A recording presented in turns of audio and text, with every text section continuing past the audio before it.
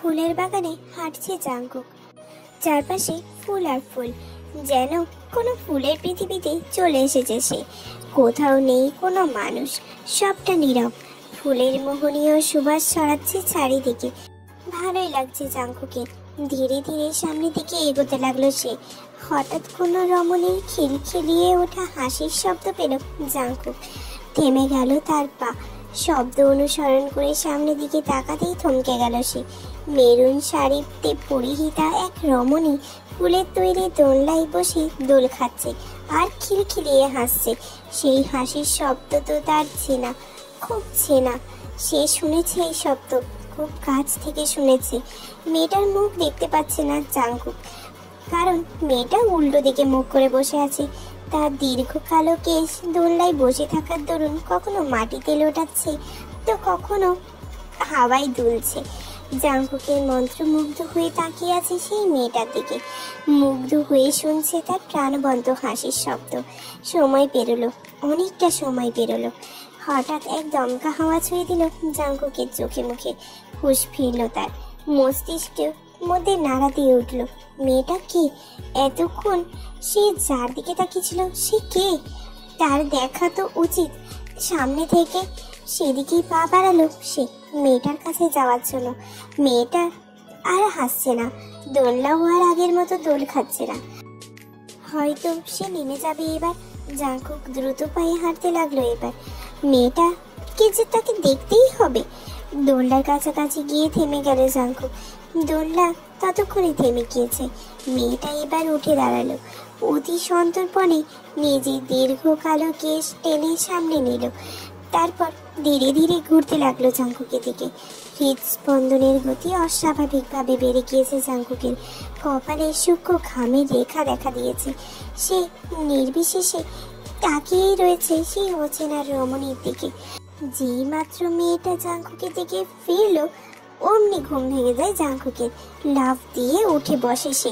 দ্রুত গতিতে হৃদস্পন্দন বেড়েই চলেছে তার। এসির মধ্যে থাকা সত্ত্বেও কপালে বিন্দু বিন্দু ঘাম জমেছে। হাত দিয়ে কপালের ঘাম মুছতে মুছতে ভাবতে লাগে জাঙ্কুক, আজ 2 বছর পর আবার সেই মেয়েটাকে নিয়ে স্বপ্ন দেখলাম আমি। ইস, একটুর জন্য মেয়েটার মুখটা দেখতে পেলাম না। আর একটু পর স্বপ্নটা ভাঙলে কি হতো? উফ! জাঙ্কুক এক গ্লাস পানি নিয়ে ঢক ঢক করে খেয়ে ফেলল। তারপর আস্তে আস্তে বিছানায় শুয়ে শুয়ে কিছু একটা ভাবতে লাগে। ভার্সিটিতে প্রবেশ করতে দেখলো ভার্সিটি সাজানো হচ্ছে। সে কিছুটা অবাক হলো। কোনো প্রোগ্রাম আছে কি? তাহলে তাকে কেউ বললো না যে? সোজা ক্যান্টিনে চলে গেল। সবাই সেখানেই আছে। সে ধপ করে একটা চেয়ারে বসে পড় বলে, ভার্সিটি সাজানো হচ্ছে দেখলাম, কেন কোনো প্রোগ্রাম আছে কি? হ্যাঁ রে, ফাইনাল ইয়ারের স্টুডেন্টদের বিদায় অনুষ্ঠানের আয়োজন করা হচ্ছে। আজকে নাকি ক্লাসও হবে না, আমরা কিছুক্ষণ আগে এসেই জানতে পেরেছি। ইস, আগে যদি জানতে পারতাম যে আজ ক্লাস হবে না, তাহলে সানাকে নিয়ে ঘুরতে যাইতাম আমি। সানাকে নিয়ে ঘুরতে যাইতাম? আসছে আমার নিব্বা মহাশয়। হ্যাঁ, এবার কিছু একটা ভেবে হুট করে দাঁত কেলিয়ে তাকাই ইয়নোর দিকে। কি রে, কোনো সমস্যা? এমন ভাবে তাকালি যে? তোর হাব ভাব কিন্তু আমার ঠিক লাগতেছে না। কি শয়তানি বুদ্ধিস আটতিস সেটা বল। তেমন কিছুই না, চল আজকে আমাদের ট্রিট দিবি আর সানার সাথেও মিট করাবি। আজকে যেহেতু কলেজে কোনো ক্লাস নেই, তাই শুভ কাজে দেরি কিসের? তের কথা শেষ হতে না হতে বন্ধু মহলে লাফালাফি শুরু হয়ে যায়। আজ তারা ট্রিট নিয়েই ছাড়বে। ইউনু বেচারার তো মুখ কাঁদো কাঁদো হয়ে গেছে। বেশ বড় নামি দামি রেস্টুরেন্টে বসে আছে তে আর তার বন্ধুরা। ইউনু তাদের এখানে নিয়ে এসেছে। ইতিমধ্যে সানাও চলে এসেছে আর পরিচয় পর্ব শেষ হয়ে গিয়েছে। কিন্তু এর মাঝেই ঘটে যায় বিশাল বড় একটা বিপত্তি। ওয়েটার কফি নিয়ে আসার সময় ভুল করে হোঁচট খেয়ে তের গায়ে কিছুটা পড়ে যায়। বাকি সবাই রেগে কিছু বলতে যাবে, তার আগেই তে তাদের থামিয়ে দিয়ে ওয়াশরুমে চলে যায়। ওয়াশরুমে স্কার্ফ দিয়ে পরিষ্কার করে নিয়ে পিছনে ঘুরতেই কারোর একটার সাথে জোরে ধাক্কা খায়। এত জোরে ধাক্কা খেয়েছে যে মাথায় প্রচন্ড ভারী লাগে। মাথা ডলতে ডলতে তিন মৃদু স্বরে চিৎকারি করে বসে, মা গো, মাথাটা ভেঙে গেল মনে হয়। কোন ব্র্যান্ডের পিলারের সাথে বাড়ি লাগলো কে জানে। এখন থেকে সবাইকে সাজেস্ট করব এই পিলার দিয়ে বাড়ি বানাতে। কথাটা বলার সাথে সাথে তে সামনের দিকে তাকিয়ে দেখে একজোড়া গভীর কালো চোখ তার দিকে তাকিয়ে আছে। ব্রুটা কুচকে আছে সামনের মানুষটার, হুডের ক্যাপ দিয়ে মাথাটা ঢাকা, মুখে মাস্ক, চেহারা দেখা যাচ্ছে না। তবুও তীর এক সেকেন্ডও সময় ব্যয় না করে কিছুটা উচ্চ স্বরেই বলে ওঠে, আরে এমপি সাহেব যে। থতমত খেয়ে গেল জাঙ্কুক। দ্রুত নিজের মুখে হাত রেখে মাস্ক ঠিকঠাক আছে কিনা চেক করে। না, মাস্ক তো ঠিকঠাকই আছে। তবুও এই মেয়ে তাকে চিনল কিভাবে ভাবতে লাগে জাঙ্কুক। এর কথা শুনে অলরেডি তার মেজাজ খারাপ হয়ে গিয়েছিল, তাই চুপচাপ ছিল যাতে তে তাকে না চেনে। না হলে হাজাইরা কথা বলার জন্য এতক্ষণে তে দু চারটে ধমক খেয়ে যেত। তে জাঙ্কুককে আবার কথা বলতে না দেখে দাঁত কেলিয়ে আবার বলে ওঠে, আরে আর মুখ বন্ধ রেখে লাভ নেই, আমি আপনাকে চিনে ফেলেছি এমপি সাহেব। জাঙ্কুক এবার তীর দিকে কিছুটা চেপে গিয়ে ফিস ফিস করে পর বলে, আস্তে কথা বলো মিস তেইয়ং, দেখতেই তো পাচ্ছ কেউ যাতে না চেনে, তাই জন্য এইভাবে এসেছি। কিন্তু তুমি আমাকে চিনলে কিভাবে? তেও জাঙ্কুকের মতো ফিস ফিস করে পর বলে, ওই যে আপনার চোখ দেখা যাচ্ছে না, ওটাই এনাফ আপনাকে চেনার জন্য। অবাক হলো, বেশ অবাক হলো জাঙ্কুক। কই এতজনের সামনে দিয়ে আসলো, কেউ তো চিনল না। জাঙ্কুকের চিন্তার মাঝে তে আবারও ফিসফিস করে পর বলে ওঠে, আচ্ছা এমপি সাহেব, আপনি এমন চোর ডাকাতের মতো রূপ নিয়ে ঘুরছেন কেন? তাও দিন দুপুরে কিছু ডাকাতি করতে এসেছেন বুঝি? জাঙ্কুক রাগে কটমাট করে দেখায় তীর দিকে। তীর ভালোই বুঝতে পেরেছে জাঙ্কুক খেপেছে, তবে তারও জাঙ্কুককে চেতাতে বেশ ভালো লাগছে। জাঙ্কুক তাতে দাঁত চেপে পর পারে, একটু একাকী সময় কাটাতে এসেছিলাম।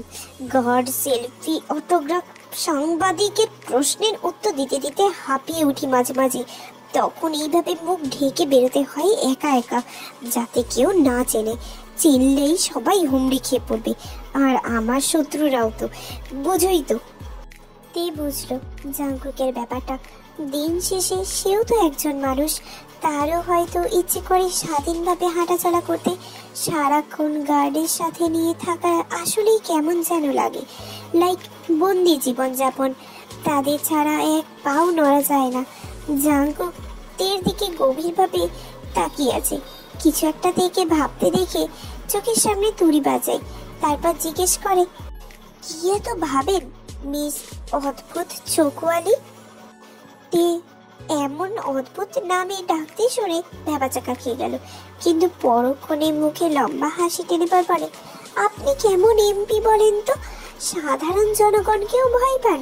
এটাই ভাবছিলাম। জাঙ্কুক নাক মুখ কুচকে ফেলল, শক্ত দৃষ্টিতে তাকালো তের দিকে।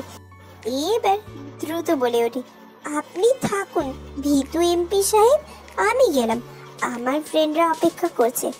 আর দাঁড়ালো না তে, দ্রুত হেঁটে চলে যায় জাঙ্কুকের সামনে থেকে। জাঙ্কুক এখনো তাকিয়ে আছে তের যাওয়ার পানে। সে বুঝতে পেরেছে তে তাকে ইচ্ছে করে রাখাচ্ছিল, হয়তো মেয়েটার তাকে রাগাতে ভালো লাগে, এই ভেবে মৃদু হাসে জাঙ্কুক। তারপর চলে যায় নিজের কাজে। লাঞ্চ সেরে বের হলো রেস্টুরেন্ট থেকে তেরা। ইয়োনো সানাকে নিয়ে নিজের বাইকে করে চলে গিয়েছে। অন্যদিকে রেস্টুরেন্টের কাছে বাড়ি বিয়ঙ্কু আর জিসুন, তাই তারা হেঁটে গিয়েছে। জিমিন গাড়ি ছাড়া এক কদমও চলে না, ও নিজের গাড়িতে করেই গেছে নিজের বাড়িতে। জেনি আত্মের বাড়ির রেস্টুরেন্ট থেকে কিছুটা দূরে, কিন্তু উল্টো মুখে। একটাও রিক্সা খুঁজে পাচ্ছে না তারা, তাই জন্য বিরক্তি লাগছে তেরও। অনেকক্ষণ পরে একটা রিক্সা পেতেই তে জেনিকে রিক্সায় উঠিয়ে দেয়। দুজনের বাসা দুই দিকে। জেনির বাবা জেনিকে স্বাধীনতা দিলেও লিমিটের মধ্যে দিয়েছেন, তাই লেট হয়ে যাওয়া একদমই পছন্দ করে না। জেনিকে রিক্সায় উঠে দিয়ে তে অপেক্ষা করতে লাগে নিজের রিক্সার জন্য। এদিক ওদিক করে চোখ ফেরাতেই দেখে মুখোশধারী জাঙ্কুক রেস্টুরেন্ট থেকে বেরোচ্ছে। জাঙ্কুক বাম ডান কিছু খেয়াল না করে নিজের গাড়ির দিকে চলে যেতে লাগে। তে জাঙ্কুককে দেখছিল। হঠাৎ জাঙ্কুকের দিকে একটা দ্রুতগামী ট্রাক এগিয়ে আসতে দেখে আটকে উঠল তে। 1 মিনিটও দেরি না করে দ্রুত জাঙ্কুকের গাড়ির দিকে এগিয়ে যায়। জাঙ্কুক তের কাছ থেকে বেশ খানিকটা দূরে ছিল। তে বেশ কয়েকবার ডাক দিলেও শুনতে পায় না জাঙ্কুক। দামি অ্যাপেলের মোবাইলটা রাস্তায় পড়ে আছে জাঙ্কুকের, ভেঙে চুরচুর হয়ে গিয়েছে। তার ব্র্যান্ডেড গাড়িটাও ট্রাকের ধাক্কায় একদিকে মুচড়ে গিয়েছে। মাঝ রাস্তায় এবড়ো থেবড়ো হয়ে পড়ে আছে সেটা। হাত পা ঝেড়ে দাঁড়ালো তে। হাতে পায়ে বেশ অনেকটা জায়গায় পড়ে যাওয়ার কারণে কেটে গিয়েছে। একটুর জন্য আজ বেঁচে গিয়েছে জাঙ্কুক। সে প্রায় গাড়িতে বসতেই নিয়েছিল, এমন সময় তাকে টান দিয়ে সরিয়ে নেয় তে।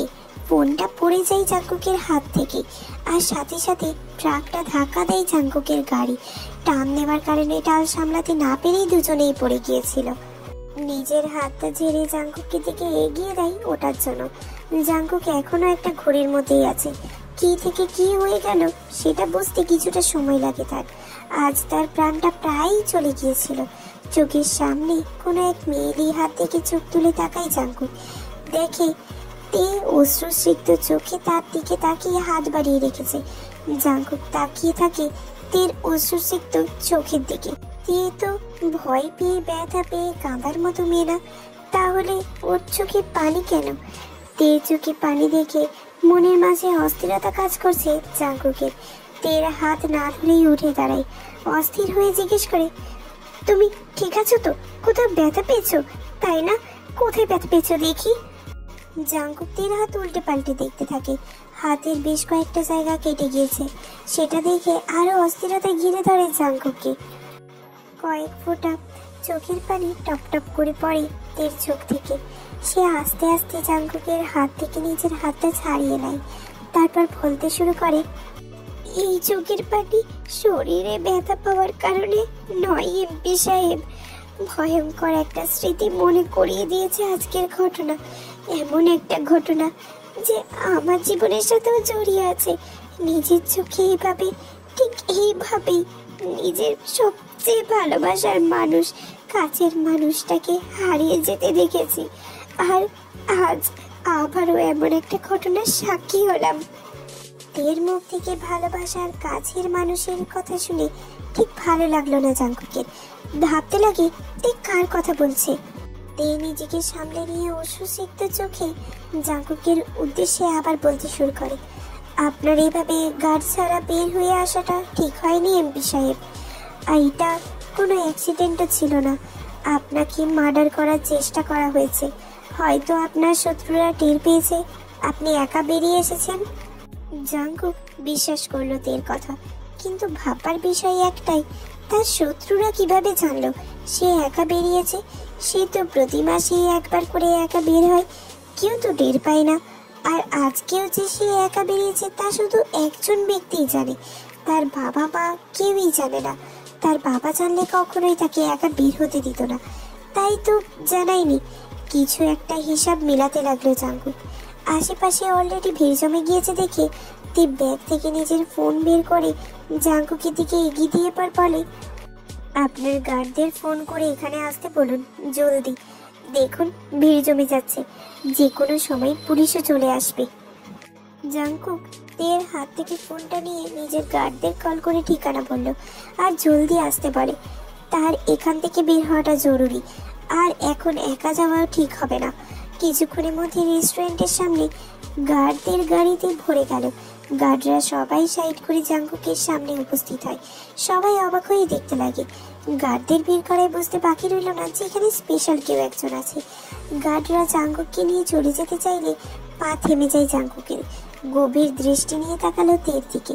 হাতে পায়ে কেটে যাওয়ায় অল্প রক্ত বের হচ্ছে, কিন্তু একদম স্বাভাবিকভাবে শটান হয়ে দাঁড়িয়ে আছে তে। জাঙ্কুক এবার তের স্বচ্ছ আঁখি জোড়ার দিকে তাকে গভীর দৃষ্টি তাক করলো। সেই চোখে স্পষ্ট বেদনা লুকিয়ে আছে, কিন্তু তে তা প্রকাশ করছে না, নিজেকে শক্ত কঠিন রূপে প্রদর্শন করছে।